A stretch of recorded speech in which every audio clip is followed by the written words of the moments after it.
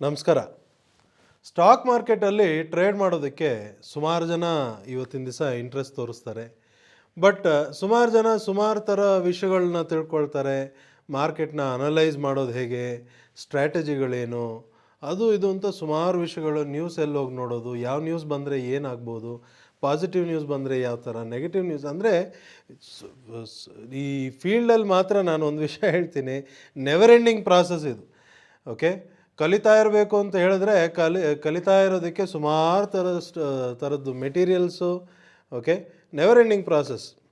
Age ಆಗ್ತಾ ಇರುತ್ತೆ, ದುಡ್ಡು ಬರಲ್ಲ. ಕರೆಕ್ಟ್ ಅಲ್ವಾ? ಸುಮಾರು ಜನ ಸ್ಟಾಕ್ ಮಾರ್ಕೆಟಿಗೆ ಬಂದಾಗ ಅವ್ರ ಹತ್ರ ಇನಿಷಿಯಲಿ ಎಲ್ಲರ ಹತ್ರನೂ ಫಂಡ್ಸ್ ಇರುತ್ತೆ. ಬಟ್ ಆ ಫಂಡ್ಸ್ನ ಇಟ್ಕೊಂಡು ಸುಮಾರು ವಿಷಯಗಳು, ವೆರೈಟಿ ಟೈಪ್ಸ್ ಆಫ್ ಟ್ರೇಡಿಂಗ್ ಎಲ್ಲ ತಿಳ್ಕೊಳ್ತಾರೆ. ಆವಾಗ ಆ ತಿಳ್ಕೊಳ್ಳೋದ್ರಲ್ಲೂ ಫಂಡ್ಸ್ ಹೋಗುತ್ತೆ, ಟ್ರೇಡಿಂಗಲ್ಲೂ ಒಂದು ಎಕ್ಸ್ಪೀರಿಯೆನ್ಸ್ ಆಗ್ತಾ ಇರುತ್ತೆ, ಅಲ್ಲೂ ಫಂಡ್ಸ್ ಸ್ವಲ್ಪ ಹೆಚ್ಚು ಕಡಿಮೆ ಆಗ್ತಿರೋವಾಗ ಕೊನೆಯಲ್ಲಿ ಎಲ್ಲ ಮುಗಿದ ಮೇಲೆ ಒಂದಷ್ಟು ವರ್ಷ ಎಕ್ಸ್ಪೀರಿಯೆನ್ಸ್ ಎಲ್ಲ ಆದಮೇಲೆ ಕ್ಲಾರಿಟಿ ಬರುತ್ತೆ. ಕ್ಲಾರಿಟಿ ಬರೋವಾಗ ದುಡ್ಡಿರಲ್ಲ. ಓಕೆ, ಸೊ ಈ ಒಂದು ಎಕ್ಸ್ಪೀರಿಯೆನ್ಸ್ ನಿಮ್ಮ ಟ್ರೇಡಿಂಗ್, ನಿಮ್ಮ ಲೈಫಲ್ಲೂ ಆಗಿದೆ ಅಂದರೆ ಇವಾಗಲೇ ಅಲರ್ಟ್ ಆಗಿ, ಅಟ್ಲೀಸ್ಟ್ ಇವಾಗಾದರೂ ಅಲರ್ಟ್ ಆಗಿ. ಸ್ಟಾಕ್ ಮಾರ್ಕೆಟಲ್ಲಿ ಟ್ರೇಡ್ ಮಾಡೋದಕ್ಕೆ ತಿಳ್ಕೊಬೇಕಾಗಿರೋದು ಏನು? ಸ್ಟ್ರಾಟಜಿಗಳಾಗಲಿ, ಇಂಡಿಕೇಟರ್ ಆಗಲಿ, ಇದು ಅನ್ನೋದಲ್ಲ, ಅದೆಲ್ಲ secondary. First one and only clarity as A trader ನಿಮಗೆ ಬೇಕಾಗಿರೋದು ಮಾರ್ಕೆಟ್ ಮೂಮೆಂಟ್ನ ನಿಮ್ಮ ಕೈಲಿ ಅರ್ಥ ಮಾಡ್ಕೊಳ್ಳೋಕ್ಕಾಗ್ತಿದೆಯಾ? ಮಾರ್ಕೆಟ್ ಮೂಮೆಂಟ್ನ ನೀವು ಕರೆಕ್ಟಾಗಿ ಅರ್ಥ ಮಾಡ್ಕೊಳ್ಳೋಕೆ ಸ್ಟಾರ್ಟ್ ಮಾಡಿಬಿಟ್ರಿ ಅಂದರೆ ನೀವು ಯಾವ ಥರ ಟ್ರೇಡಿಂಗ್ ಬೇಕಾದ್ರೂ ಮಾಡ್ಕೋಬೋದು. ಇಂಟ್ರಾಡೇ ಮಾಡ್ತೀರಾ ಮಾಡಿ, ಪೊಸಿಷನಲ್ ಮಾಡ್ತೀರಾ ಮಾಡಿ, ಇಲ್ಲ ಸ್ಟ್ರಾಟಜಿ ಮಾಡ್ತೀನಿ ಅಂತೀರಾ ಮಾಡಿ, ಏನು ಬೇಕಾದ್ರೂ ಮಾಡ್ಕೊಳ್ಳಿ. ಬೇಕಾಗಿರೋದು ಒಂದೇ ಒಂದು ಕ್ಲಾರಿಟಿ, ಮಾರ್ಕೆಟ್ ಮೂಮೆಂಟ್ ಬಗ್ಗೆ ನಿಮಗೆ ಕ್ಲಾರಿಟಿ ಇದೆಯಾ? ನಮ್ಮ ಈ ಡೈನಮಿಕ್ ಸೂಪರ್ ಪವರ್ ಟ್ರೇಡಿಂಗ್ ವರ್ಕ್ಶಾಪಲ್ಲಿ ನಾವೇನು ಮಾಡ್ತೀವಿ ಅಂದರೆ, ಆ ಕಂಪ್ಲೀಟ್ ವರ್ಕ್ಶಾಪ್, ಈ ಡೈನಮಿಕ್ ಸಿಸ್ಟಮ್ ಮತ್ತು ಡೈನಮಿಕ್ ಲೈವ್ ಅಂತ ಎರಡು ಸಾಫ್ಟ್ವೇರ್ ನಾವೇನು ಪ್ರೊವೈಡ್ ಮಾಡ್ತೀವಿ, ಈ ಎರಡರಲ್ಲೂ ಫುಲ್ ಫೋಕಸ್ ಮಾಡೋದು ಆ ಒಂದು ವಿಷಯದ ಮೇಲೆ. ಏನು ಹೇಳಿ? ಮಾರ್ಕೆಟ್ ಮೂಮೆಂಟ್ನ ಅರ್ಥ ಮಾಡ್ಕೊಳ್ಳೋದ್ರ ಮೇಲೆ. ಮಾರ್ಕೆಟ್ ಮೂಮೆಂಟ್ ಅರ್ಥ ಆಗೋಯ್ತು ಅಂದರೆ ಮಿಕ್ಕಿದ್ದು ಟ್ರೇಡಿಂಗ್ ಬಂದ್ಬಿಟ್ಟು ಅದು ತುಂಬ ಹೇಳೋದು ತುಂಬ ಸಿಂಪಲ್ ಪ್ರಾಸೆಸ್ ಅದು. ಓಕೆ, ಸೊ ಈ ಡೈನಮಿಕ್ ಲೈವಲ್ಲಿ ನಾವು ಮಾರ್ಕೆಟ್ ಮೂಮೆಂಟ್ನ ಅರ್ಥ ಮಾಡ್ಕೊಡೋದು ಹೇಗೆ, ಅರ್ಥ ಆದರೆ ಟ್ರೇಡಿಂಗ್ ಎಷ್ಟು ಎಫೆಕ್ಟಿವ್ ಆಗಿ ಮಾಡ್ಬೋದು ಅನ್ನೋದಕ್ಕೆ ನಿಮಗೆ ಅದೊಂದು ಕ್ಲಾರಿಟಿ ಕೊಡೋದಕ್ಕೆ ಇವತ್ತೊಂದು ಎಕ್ಸಾಂಪಲ್ ತೊಗೊತೀನಿ. ಅದು ITC ಅನ್ನೋ ಒಂದು ಸ್ಟಾಕ್, ಅದರಲ್ಲಿ ನಡೆದಿರೋಂಥ ಪ್ರೈಸ್ ಮೂಮೆಂಟ್, ಆ ಪ್ರೈಸ್ ಮೂಮೆಂಟಲ್ಲಿ ಡೈನಮಿಕ್ ಲೈವ್ ಯಾವ ಥರ ಇನ್ಫಾರ್ಮೇಷನ್ ಕೊಡ್ತು. Okay, so first of all ITC price moment ಬಂದ್ಬಿಟ್ಟು ಕಂಟಿನ್ಯೂಸ್ ಡೌನ್ ಬಂದು ಆಲ್ಮೋಸ್ಟ್ 29ನೇ ತಾರೀಕು ಜಾನ್ವರಿ 430 ರೇಂಜ್ ಹತ್ರ ಲೋ ಮಾಡಿದೆ. ಇದು ಲೋ ಮಾಡ್ತಿರೋವಾಗ ನಮ್ಮ ಡೈನಮಿಕ್ ಲೈವಲ್ಲಿ ರೈಟ್ ಅಟ್ ದ ಬಾಟಮ್ ಕೆಳಗಡೆ ಅದು ಲೋ ಮಾಡ್ತಿರೋವಾಗಲೇ ಕೆಳಗಡೆ ಒಂದು ಸಿಗ್ನಲ್ ಕೊಡ್ತಿದೆ. ಇದನ್ನು ಡೈನಮಿಕ್ ಮೇಜರ್ ಸಿಗ್ನಲ್ ಅಂತ ಹೇಳ್ತೀವಿ. ಆ ಸಿಗ್ನಲ್ಗೂ ಒಂದು ಸ್ಟ್ರೆಂತ್ ಇರುತ್ತೆ. ಆ ಸ್ಟ್ರೆಂತ್ ಏನಪ್ಪ ಅಂತ ನೋಡಿದ್ರೆ ಆಲ್ಮೋಸ್ಟ್ C9 ಅಂತ ಇದೆ. ಓಕೆ, ಏನು ಹೇಳ್ತಿದ್ದಾನೆ ಅರ್ಥ ಆಗ್ತಿಲ್ಲ ಅಂತಂದರೆ, ಇಲ್ಲಿ ಟರ್ನ್ ಆಗಬೇಕು, ಟರ್ನ್ ಆಗ್ಬೋದು ಅಂತ ಒಂದು ಸಿಗ್ನಲ್ ಕೊಡ್ತಿದೆ. ಆ ಸಿಗ್ನಲ್ಗೆ ಒಂದು ಸ್ಟ್ರೆಂತ್ ಇದೆ. ಆ ಸ್ಟ್ರೆಂತ್ ಹೆಸರು C9. ಆ ನಂಬರ್ ಚೇಂಜ್ ಆಗುತ್ತೆ, C1, C2, C3, C4. Number ದೊಡ್ಡದಾಗ್ತಾ strength ಜಾಸ್ತಿ ಆಗ್ತಿದೆ ಅಂತ ಅರ್ಥ. ಸ್ಟ್ರೆಂತ್ ಜಾಸ್ತಿ ಆಗ್ತಾ ಇಲ್ಲಿಂದ ಟರ್ನ್ ಆದರೆ ಮೂಮೆಂಟ್ ಜೋರಾಗಿರುತ್ತೆ ಅನ್ನೋದು ಅರ್ಥ. ಓಕೆ, ಸೊ 29 ಜಾನ್ವರಿನೇ ಪ್ರೈಸ್ ಲೋ ಮಾಡ್ತಿರೋ ಕೆಳಗಡೆ ಒಂದು ಸಿಗ್ನಲ್ ಸ್ಟಾರ್ಟ್ ಆಗೋಯ್ತು. ಅಲ್ಲಿಂದ ಏನಾಯಿತು, ಪ್ರೈಸ್ ನಿಧಾನಕ್ಕೆ ಮೇಲ್ ಬರೋಕ್ಕೆ ಸ್ಟಾರ್ಟ್ ಆಯಿತು. ಮೇಲ್ ಬರ್ತಿರೋವಾಗ 31 ಜಾನ್ವರಿಗೆ ಮಧ್ಯಾಹ್ನ 1:55 ಅಷ್ಟೊತ್ತಿಗೆ ನಮ್ಮ ಇಂಟ್ರಾ ವೀಕಲ್ಲಿ ಡೈನಮಿಕ್ ಲೈವಲ್ಲಿ ಬೈ ಸಿಗ್ನಲ್ ಬಂದ್ಬಿಡ್ತು. ಓಕೆ, ಪ್ರೈಸ್ ಮೇಲ್ ಬಂದಿದೆ, ಇದು ಬೈ ಸಿಗ್ನಲ್ ಕೊಟ್ಬಿಡ್ತು. ಸರಿ, ಬೈ ಮಾಡೋಣ ಅಂತ ನೋಡಿದ್ರೆ ಬೈ ಸಿಗ್ನಲ್ ಜೊತೆ ಮೇಲ್ಗಡೆ ಬೇರೆ ಏನೋ ಅಡಿಷ್ನಲ್ ಇನ್ಫಾರ್ಮೇಷನ್ ಕೊಡ್ತಿದೆ, ಅಡಿಷ್ನಲ್ ಸಿಗ್ನಲ್ಸ್ ಕೊಡ್ತಿದೆ. ಇದನ್ನು ಜಿಗ್ಜ್ಯಾಗ್ ಸಿಗ್ನಲ್ ಅಂತ ಹೇಳ್ತೀವಿ. ಇದು ಇನಿಷಿಯಲ್ ಆಗಿ ಬೈ ಬಂದಾಗ ಪ್ರೈಸ್ ಬಂದ್ಬಿಟ್ಟು ಆಲ್ಮೋಸ್ಟ್ 445.30 ನಡೀತಿದೆ. ಓಕೆ, ಸೊ ಈ ಜಾಗದಲ್ಲಿ ಬೈ ಮಾಡಬೇಕು, ಬೈ ಮಾಡೋಣ ಅಂತ ನೋಡಿದ್ರೆ ಮೇಲ್ಗಡೆ ಜಿಗ್ಜ್ಯಾಗ್ ಸಿಗ್ನಲ್ಸ್ ಬರ್ತಾಯಿದೆ. ಈ ಜಿಗ್ಜ್ಯಾಗ್ ಸಿಗ್ನಲ್ ಅಂದರೆ ಏನು? ಈ ಜಿಗ್ಜ್ಯಾಗ್ ಸಿಗ್ನಲ್ ಅಂದರೆ ಟೆಂಪ್ರವರಿ ಪ್ರೈಸ್ ರಿವರ್ಸಲ್, ಅಂದರೆ ಟೈಮ್ ಬೀಯಿಂಗ್ ಪ್ರೈಸ್ ಒಂದು ರಿವರ್ಸ್ ಈ ಕಡೆ ಆಗಬಹುದು ಅಂತ. ಸೊ ಬೈ ಮಾಡೋ ಜಾಗದಲ್ಲೇ ಜಿಗ್ಜ್ಯಾಗ್ ಬರ್ತಿದೆಯಾ ಅಂದರೆ ಸ್ವಲ್ಪ ವೆಯ್ಟ್ ಮಾಡೋಣ, ಹೆಂಗಿದ್ರು ರಿವರ್ಸ್ ಆಗ್ಬೋದು ಹೇಳ್ತಿದೆಯಲ್ಲ, ಸ್ವಲ್ಪ ವೆಯ್ಟ್ ಮಾಡೋಣ. ರಿವರ್ಸ್ ಆಗ್ಬೋದು ಅಂತ ಅಂದ್ಕೊಂಡ್ಮೇಲೆ ಇಫ್ ಇನ್ ಕೇಸ್ ಪ್ರೈಸ್ ಮೇಲೆ ಹೊಟ್ಟೋಯ್ತು ಅಂದರೆ ಏನು ಮಾಡೋದು ಅಂದರೆ ಆವಾಗ ಜಿಗ್ಜ್ಯಾಗ್ ಬ್ರೇಕ್ ಆಯಿತು ಅಂತ ಇನ್ನೊಂದು ಸಿಗ್ನಲ್ ಬರುತ್ತೆ, ಆವಾಗ ಬೇಕಾದ್ರೆ ಬೈ ಮಾಡ್ಕೊಳ್ಳಿ ಅನ್ನೋದನ್ನು ಈ ಡೀಟೇಲ್ನೇ ನಾವು ಡೈನಮಿಕ್ ಸೂಪರ್ ಪವರ್ ಟ್ರೇಡಿಂಗ್ ವರ್ಕ್ಶಾಪಲ್ಲಿ ತಿಳಿಸೋದು.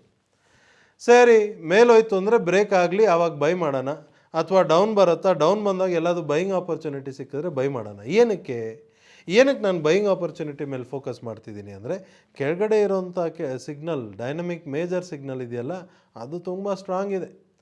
ಇವಾಗ ರಿವರ್ಸ್ ಆದ್ರೂ ಟೈಮಿಂಗ್ ರಿವರ್ಸ್ ಆಗಿ ಎಲ್ಲೋ ಒಂದು ಕಡೆ ಮತ್ತೆ ಇದು ಟರ್ನ್ ಆಗಿ ಮೇಲೆ ಹೋಗಬೇಕು, ಆ ಪಾಯಿಂಟಲ್ಲಿ ಬೇಕಾದ್ರೆ ಬೈ ಮಾಡೋಣ, ಅಥವಾ ಇಲ್ಲಿಂದ ಹೀಗೆ ಮೇಲೋಯ್ತಾ ಜಿಗ್ಜ್ಯಾಗ್ ಬ್ರೇಕ್ ಆಗಲಿ ಆವಾಗ ಬೇಕಾದ್ರೆ ಬೈ ಮಾಡೋಣ.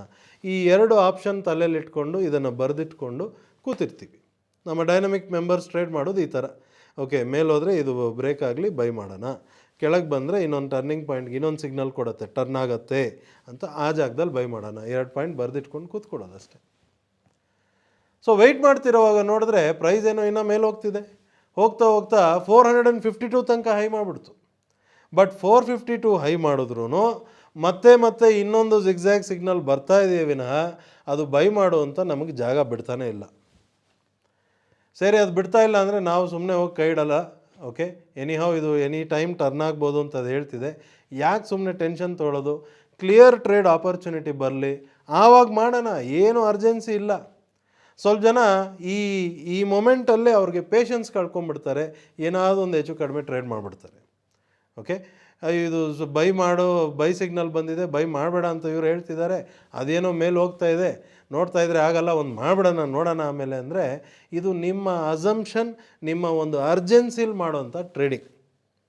ಆ ಥರ ಟ್ರೇಡಿಂಗ್ ಮಾಡಿ ನಾನು ಸ್ಟಾಕ್ ಮಾರ್ಕೆಟಲ್ಲಿ ಅರ್ನ್ ಮಾಡಬೇಕು ಅಂತೆಲ್ಲ ಎಕ್ಸ್ಪೆಕ್ಟೇಷನ್ ಇಟ್ಕೊಂಬಂದರೆ ಖಂಡಿತ ಆ ಎಕ್ಸ್ಪೆಕ್ಟೇಷನ್ಸ್ ಫುಲ್ಫಿಲ್ ಆಗೋದಿಲ್ಲ.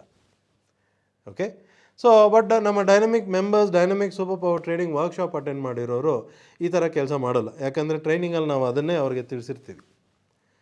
ಸೊ ವೆಯ್ಟ್ ಮಾಡ್ತಿರುವಾಗ ಏನಾಯಿತು, 452 ತನಕ ಹೋಗಿರೋಂಥ ಪ್ರೈಸ್ ಸಡನ್ನಾಗಿ ಅಲ್ಲಿಂದ ಡೌನ್ ಬರೋಕ್ಕೆ ಸ್ಟಾರ್ಟ್ ಆಯಿತು. ಯಾವತ್ತು? 31 ಜಾನ್ವರಿಗೆ.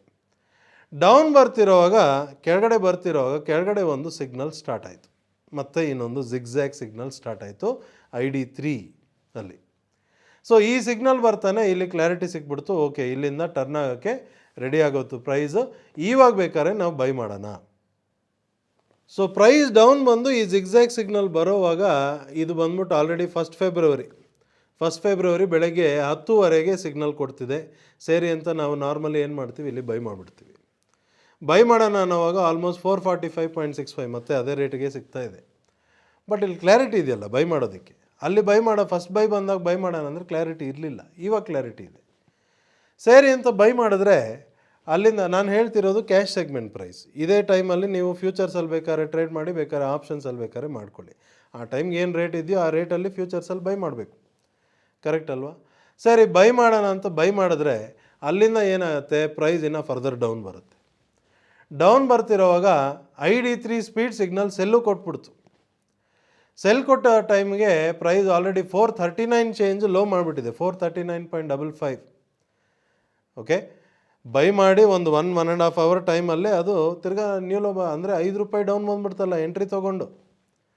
ಬಟ್ ಡೌನ್ ಬಂದು ಅದು ಸೆಲ್ ಕೊಡೋವಾಗ ಕ್ಲಿಯರ್ ಸೆಲ್ ಕೊಟ್ಟಿಲ್ಲ, ಆ ಸೆಲ್ ಕೊಡೋವಾಗ ಬೇರೆ ಸಿಗ್ನಲ್ ಅಡ್ಡ ಬಂದಿದೆ, ಅದು ಕ್ಲಿಯರ್ ಸೆಲ್ ಇಲ್ಲ.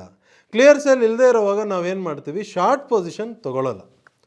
ಶಾರ್ಟ್ ಪೊಸಿಷನ್ ಏನಕ್ಕೆ ತೊಗೊಳ್ಳಲ್ಲ, ಇದು ಕ್ಲಿಯರ್ ಸೆಲ್ ಅಲ್ಲ, ಪ್ರೈಸ್ ರಿವರ್ಸ್ ಆಗೋ ಚಾನ್ಸ್ ಇದೆ, ಅದಕ್ಕೆ ಸೆಲ್ ಮಾಡಬೇಡ. ಸೆಲ್ ಮಾಡಬೇಡ ಅಂದರೆ ಬೈ ಪೊಸಿಷನ್ ಯಾಕೆ ಎಕ್ಸಿಟ್ ಮಾಡಬೇಕು, ಅದನ್ನು ಹಾಗೆ ಇಟ್ಕೊಳ್ಳೋಣ, ಸುಮ್ಮನೆ ಕೂತ್ಕೊಳ್ಳಿ. ಓಕೆ, ₹5 ಡೌನ್ ಬಂದಿದೆ, 1600 ಲಾಟ್ ಸೈಜ್ F&O ಅಲ್ಲಿ ಇದನ್ನು ಟ್ರೇಡ್ ಮಾಡಿದ್ರೆ 1600 ಲಾಟ್ ಸೈಜ್, ₹5 ಡೌನ್ ಬಂದಿದೆ, ಸುಮ್ಮನೆ ಕೂತ್ಕೊತಾನಲ್ಲ ಹೆಂಗೆ ಅಂತ ನೀವು ಯೋಚನೆ ಮಾಡ್ಬೋದು. ಏನಾಗಲ್ಲ, ಸುಮ್ಮನೆ ಕೂತ್ಕೋಬೇಕು, ಟೆನ್ಷನ್ ತೊಗೊಳ್ಳದೆ ಕೂತ್ಕೋಬೇಕು. ಅಂದರೆ 1600 ಲಾಟ್ ಸೈಜಲ್ಲಿ ಒಂದು ಸ್ಕ್ರಿಪ್ಟ್ ನೀವು ಟ್ರೇಡ್ ಮಾಡ್ತೀರಾ ಅಂದರೆ ಕ್ಯಾಪಿಟಲ್ ಎಷ್ಟು ಇಟ್ಕೊಂಡಿದ್ದೀರಾ ಅದ್ರ ಮೇಲೆ ಡಿಪೆಂಡ್ ಆಗುತ್ತೆ, ನಿಮ್ಮ ಕೈಯಲ್ಲಿ ಸುಮ್ಮನೆ ಕೂತ್ಕೊಳ್ಳೋಕ್ಕಾಗತ್ತಾ ಆಗಲ್ವಾ ಅನ್ನೋದು, ನೀವು ಯಾರು ಅನ್ನೋದಲ್ಲ. ಓಕೆ, ನಿಮ್ಮ ಜಾಗದಲ್ಲಿ ನಾನೇ ಇದ್ರೂ ಕರೆಕ್ಟ್ ಕ್ಯಾಪಿಟಲಲ್ಲಿ ಇಟ್ಕೊಳ್ಳದೆ ಟ್ರೇಡ್ ಮಾಡಿದೆ ಅಂದರೆ ನನ್ನ ಕೈಯಲ್ಲೂ ಸುಮ್ಮನೆ ಕೂತ್ಕೊಳ್ಳೋಕ್ಕಾಗಲ್ಲ. ಈ ವಿಷಯನ ಫಸ್ಟ್ ಕ್ಲಾರಿಟಿ ತೊಗೊಳ್ಳಿ. ಸೊ ಅಲ್ಲಿಂದ ಏನಾಯಿತು, ಪ್ರೈಸ್ ಟರ್ನ್ ಆಗಿ ಶಾರ್ಪಾಗಿ ಮೇಲೆ ಬರೋಕ್ಕೆ ಸ್ಟಾರ್ಟ್ ಆಗೋಯ್ತು. ಓಕೆ, ಮೇಲೆ ಬರ್ತಾ ಈ ಬಡ್ಜೆಟ್ ದಿವಸ ಬಡ್ಜೆಟ್ ಅನೌನ್ಸ್ಮೆಂಟ್ ಇದೆಲ್ಲ ನಡೀತಿರೋವಾಗ ಕೊಡ್ತು ಒಂದು ಮೂಮೆಂಟ್ಸ್, ಶಾರ್ಪಾಗಿ ಆಲ್ಮೋಸ್ಟ್ 464 ತನಕ ಹೊಟ್ಟೋಯ್ತದು ಪ್ರೈಸ್. ಸೊ ಈ ಮೂಮೆಂಟಲ್ಲಿ ನೀವು ಫ್ಯೂಚರ್ಸಲ್ಲಿ ಟ್ರೇಡ್ ಮಾಡಿದರೆ ಕೊನೆಯಲ್ಲಿ 462 ಕ್ಲೋಸ್ ಆಗಿದೆ. ಮೇಲೆ ಹೋಗ್ತಿರುವಾಗ ಮೇಲ್ಗಡೆ ಒಂದು ಡೈನಮಿಕ್ ಮೇಜರ್ ಸಿಗ್ನಲ್ ಸ್ಟಾರ್ಟ್ ಆಗೋಯ್ತು. ಓಕೆ, ಫ್ಯೂಚರ್ಸಲ್ಲಿರೋರು ಏನು ಮಾಡ್ತಾರೆ, ಪೊಸಿಷನ್ನ ಹಾಗೆ ಇಟ್ಕೊಂಡಿರ್ತಾರೆ. ಇಲ್ಲಿಂದ ಟರ್ನ್ ಆಗಿ ಬೇಗ ಎಕ್ಸಿಟ್ ರಿವರ್ಸ್ ಮಾಡಬೇಕು. ಟರ್ನ್ ಆಯಿತು ಅಂದರೆ ಯಾವ ಸಿಗ್ನಲ್ ಬಂದರೆ ಎಕ್ಸಿಟ್ ರಿವರ್ಸ್ ಮಾಡಬೇಕು ಅನ್ನೋದನ್ನು ಟ್ರೈನಿಂಗಲ್ಲಿ ತಿಳಿಸಿರ್ತೀವಿ. ಅದಕ್ಕೆ ನೆಕ್ಸ್ಟ್ ಡೇ ವೆಯ್ಟ್ ಮಾಡಬೇಕು. ಅಂದರೆ 3ನೇ ತಾರೀಕು ನಾಳೆ ಮಾರ್ಕೆಟ್ ಓಪನ್ ಆದಾಗ ವೆಯ್ಟ್ ಮಾಡಬೇಕು ಕನ್ಫರ್ಮೇಷನ್ ಸಿಗೋ ತನಕ. ಇನ್ನೂ ಸಿಕ್ಕಿಲ್ಲ. ಓಕೆ, 462 ಕ್ಲೋಸಿಂಗ್ಗೆ ನೀವು ತೊಗೊಂಬಿಟ್ರು ನೀವು ಬೈ ಮಾಡಿರೋದು 445 ರೇಂಜಲ್ಲಿ. 462 ಅಂದರೆ ಎಷ್ಟಾಯಿತು, ಆಲ್ಮೋಸ್ಟ್ 17 ಪಾಯಿಂಟ್ ಮೂಮೆಂಟ್ ನಿಮಗೆ ಸಿಂಗಲ್ ಟ್ರೇಡಲ್ಲಿ ಆರಾಮಾಗಿ ಸಿಕ್ಕಿದೆ. ಓಕೆ, 17 ಪಾಯಿಂಟ್ ಮೂಮೆಂಟ್ ಒಂದು ಸಿಂಗಲ್ ಲಾಟಲ್ಲಿ ಅಂದರೆ ಎಷ್ಟಾಯಿತು, 27,600 ರೂಪಾಯಿ ಪ್ರಾಫಿಟ್. ಇದರದ್ದು 1,600 ಲಾಟ್ ಸೈಜು 1,32,000 ಮಾರ್ಜಿನ್ ರಿಕ್ವೈರ್ಮೆಂಟ್ ಇದೆ ಈ ಪರ್ಟಿಕ್ಯುಲರ್ ಸ್ಟಾಕ್ ಟ್ರೇಡ್ ಮಾಡೋಕ್ಕೆ ಫ್ಯೂಚರ್ಸಲ್ಲಿ. 1,32,000ಗೆ 27,600 ರೂಪಾಯಿ ಪ್ರಾಫಿಟ್ ಈ ಟ್ರೇಡಲ್ಲಿ ಬಂದಿರುತ್ತೆ ಅಂದರೆ ಎಷ್ಟು ಬೆನಿಫಿಟ್, ಆಲ್ಮೋಸ್ಟ್ 20% ರಿಟರ್ನ್ ನಿಮಗೆ ಒಂದು ಸಿಂಗಲ್ ಟ್ರೇಡಲ್ಲಿ ಒಂದೇ ದಿಸದಲ್ಲಿ ಬಂದಿರೋಂಥ ಟ್ರೇಡ್. ಇದೇ ಟ್ರೇಡು ನಾನು ಫ್ಯೂಚರಲ್ಲಿ ಮಾಡಲ್ಲ, ನಾನು ಆಪ್ಷನಲ್ಲಿ ಮಾಡ್ತೀನಿ ಅಂದರೆ, ಆಪ್ಷನ್ಸಲ್ಲಿ ಮಾಡಿದರೆ ನಾವು ಬೈ ಮಾಡಿರೋ ಜಾಗದಲ್ಲಿ ಒಂದು ಕಾಲ್ ಆಪ್ಷನ್ ಬೈ ಮಾಡಿರ್ತೀವಿ. ಅದರಲ್ಲೂ 445 ಪ್ರೈಸ್ ನಡೀತಿರೋ ಕಾಲ್ ಆಪ್ಷನ್ ಬೈ ಮಾಡೋದು ಅಂದರೆ ಒಂದು 450 ಸ್ಟ್ರೈಕ್ ಪ್ರೈಸ್ ಇಟ್ಕೊಳ್ಳಿ. ಅದು ನಿಮಗೆ 13 ರೂಪಾಯಿ 10 ಪೈಸೆಗೆ ಸಿಗ್ತಿದೆ ಬೆಳಗ್ಗೆ 10:00ವರೆಗೆ 1 ಫೆಬ್ರವರಿ. ಓಕೆ, ಸೊ ಇಲ್ಲಿ ಇನ್ವೆಸ್ಟ್ಮೆಂಟ್ ಎಷ್ಟಾಯಿತು, 20,960 ರೂಪಾಯಿ ಇನ್ವೆಸ್ಟ್ಮೆಂಟ್. ಒಂದು ಲಾಟಿಗೆ ನೀವು ಇಷ್ಟು ಇನ್ವೆಸ್ಟ್ ಮಾಡಿಬಿಟ್ಟು ಫ್ಯೂಚರಲ್ಲಿ ಅಂದರೆ 1,30,000 ಬೇಕು. ಇಲ್ಲಿ ಬರೀ 20,900 ರೂಪಾಯಿ ಇನ್ವೆಸ್ಟ್ ಮಾಡಿಬಿಟ್ಟು ಒಂದು ಕಾಲ್ ಆಪ್ಷನ್ ಬೈ ಮಾಡ್ಬೋದಾಗಿತ್ತು. ಬೈ ಮಾಡಿದ್ಮೇಲೆ ಅಲ್ಲಿಂದ ಶಾರ್ಪಾಗಿ ಮೇಲೆ ಬರ್ತಿರುವಾಗ ಮಧ್ಯಾಹ್ನ 12:20 ಅಷ್ಟೊತ್ತಿಗೆ ಮೇಲ್ಗಡೆ ಒಂದು DMBOTS ಸಿಗ್ನಲ್ ಸ್ಟಾರ್ಟ್ ಆಯಿತು. ಇಲ್ಲಿಗೆ ಪ್ರಾಫಿಟ್ ಸೆಕ್ಯೂರ್ ಮಾಡೋಂಥ ಜಾಗ. ಆ ಟೈಮ್ಗೆ ಇದು 19 ರೂಪೀಸ್ 90 ಪೈಸೆ ನಡೀತಿದೆ ಪ್ರೈಸ್ ಪ್ರೀಮಿಯಮ್. ಓಕೆ, ಅಲ್ಲಿಗೆ ನಮ್ಮ ಡೈನಮಿಕ್ ಮೆಂಬರ್ಸ್ ಏನು ಮಾಡ್ತಾರೆ, ಪ್ರಾಫಿಟ್ ಸೆಕ್ಯೂರ್ ಮಾಡ್ಕೊಂಡ್ಬಿಡ್ತಾರೆ. ಬಟ್ ಅದು ಇನ್ನೂ ಫರ್ದರ್ ಮೇಲೋಯ್ತು. ಪ್ರಾಫಿಟ್ ಸೆಕ್ಯೂರ್ ಮಾಡಾದಮೇಲೆ ಪ್ರೀಮಿಯಮ್ ಬಂದ್ಬಿಟ್ಟು 22 ರೂಪೀಸ್ ರೇಂಜ್ ತನಕನೂ ಹೋಗಿದೆ. ಓಕೆ, ಬಟ್ ನಾವು 19 ರೂಪೀಸ್ 90 ಪೈಸೆಗೆ ಸಿಗ್ನಲ್ ಬಂತು, ಪ್ರಾಫಿಟ್ ಲಾಕ್ ಮಾಡಿದ್ವಿ ಅಂತ ಇಟ್ಕೊಂಡ್ರು ಎಷ್ಟು ಬೆನಿಫಿಟ್ ಸಿಕ್ತು ನಮಗೆ, ಆಲ್ಮೋಸ್ಟ್ 6 ಪಾಯಿಂಟ್ಗಿಂತ ಜಾಸ್ತಿ ಬೆನಿಫಿಟ್ ಈ ಒಂದು ಟ್ರೇಡಲ್ಲಿ ಸಿಗ್ತಾ ಕಾಲ್ ಆಪ್ಷನಲ್ಲಿ. 6 ಪಾಯಿಂಟ್ ಅಂದರೆ ಒಂದು ಲಾಟಿಗೆ ಎಷ್ಟಾಯಿತು, 10,880 ರೂಪಾಯಿ. ಅಂದರೆ ಈ ಒಂದೇ ಟ್ರೇಡಲ್ಲಿ 50% ರಿಟರ್ನ್ ನಿಮಗೆ ಸಿಂಗಲ್ ಟ್ರೇಡಲ್ಲಿ 10:00ವರೆಗೆ ಎಂಟ್ರಿ ತೊಗೊಂಡು 12:20ಗೆಲ್ಲ 50% ಬಂದ್ಬಿಡ್ತು. ಓಕೆ, ಇವಾಗ ನೋಡಿ ಇದರಲ್ಲಿ ಇನ್ನೊಂದು ಸ್ಪೆಷಲ್ ಏನಪ್ಪ ಅಂದರೆ ಬಡ್ಜೆಟ್ ದಿವಸ ಈವೆಂಟ್ ದಿವಸ ಆಗಿರೋಂಥ ಮೂಮೆಂಟ್. ನಾವು ಈವೆಂಟನ್ನು ನೋಡಿದ್ವಾ, ಈವೆಂಟ್ಗೂ ಈ ಸ್ಟಾಕ್ ಮೇಲೆ ಯಾವ ಥರ ಇಂಪ್ಯಾಕ್ಟ್ ಆಗುತ್ತೆ ಅಂತ ನಾವೇನೋ ತಲೆ ಕೆಡ್ಸ್ಕೊಂಡ್ವಾ, ಏನೂ ಮಾಡಿಲ್ಲ. ನಾವು ಮಾರ್ಕೆಟ್ ಮೂಮೆಂಟ್ನ ಅರ್ಥ ಮಾಡ್ಕೊಂಡ್ವಿ. ಪ್ರೈಸು 430ಗೆ ಬಂದಾಗ ಅಲ್ಲಿ ಏನು ಸಿಗ್ನಲ್, ಏನು ಸ್ಟ್ರೆಂತು, ಆ ಸ್ಟ್ರೆಂತಿಂದ ಮೇಲೆ ಹೋಗಬೇಕು ಅಂದರೆ ಖಂಡಿತ ಇದೆಲ್ಲೋ ಒಂದು ದೊಡ್ಡ ಮೂಮೆಂಟ್ ಕೊಡೋದಕ್ಕೆ ಮೂಮೆಂಟು ಸ್ಟಾರ್ಟ್ ಆಗ್ತಿದೆ. ಇವಾಗ ನನಗೆ ಬೇಕಾಗಿರೋದು ದೊಡ್ಡ ಮೂಮೆಂಟ್ ಮೇಲ್ಗಡೆಗೆ ಹೋಗುತ್ತೆ ಅಂದರೆ ನನಗೆ ಬೇಕಾಗಿರೋದು ಬೈಯಿಂಗ್ ಆಪರ್ಚುನಿಟಿ. ಅದರಲ್ಲೂ ನನಗೆ 31 ಜನವರಿ ಬಂದಿರೋಂಥ ಬೈ ಆಪರ್ಚುನಿಟಿ ಮಾಡೋಣ ಅಂದರೆ ಅಲ್ಲಿ ಸ್ವಲ್ಪ ಕ್ಲಾರಿಟಿ ಇರಲಿಲ್ಲ, ಸ್ವಲ್ಪ ವೆಯ್ಟ್ ಮಾಡಿದ್ವಿ. ವೆಯ್ಟ್ ಮಾಡೋದಕ್ಕೆ 1 ಫೆಬ್ರವರಿಗೆ ಬಂದಿರೋಂಥ ಬೈಯಿಂಗ್ ಆಪರ್ಚುನಿಟಿ ಕ್ಲಾರಿಟಿ ಇತ್ತು, ಅಲ್ಲಿ ತೊಗೊಂಡಿದ್ದಕ್ಕೆ ಕೊಡ್ತು, ಮೂಮೆಂಟು ಬಂತು, ಪ್ರಾಫಿಟ್. ನ್ಯೂಸು ನೋಡಿಲ್ಲ, ಈವೆಂಟು ನೋಡಿಲ್ಲ. ಅಲ್ಲಿ ನಿಜವಾಗ್ಲೂ ನೀವು ನೋಡಿದರೆ ಆ ಬಡ್ಜೆಟ್ ಈವೆಂಟ್ಗೆ ಓವರಾಲ್ ಮಾರ್ಕೆಟ್ ನೀವು ನಿಫ್ಟಿ, ಬ್ಯಾಂಕ್ ನಿಫ್ಟಿ ಅಂತ ಲೆಕ್ಕ ತೊಗೊಂಡ್ರೆ ಅದರದ್ದು ಪ್ರೈಸ್ ಡೌನ್ ಬಂದಿದೆ. ಈ ITC ಅನ್ನೋ ಸ್ಟಾಕ್ ಇದರದ್ದು ಪ್ರೈಸ್ ಮೇಲೋಗಿದೆ ಅಲ್ವಾ.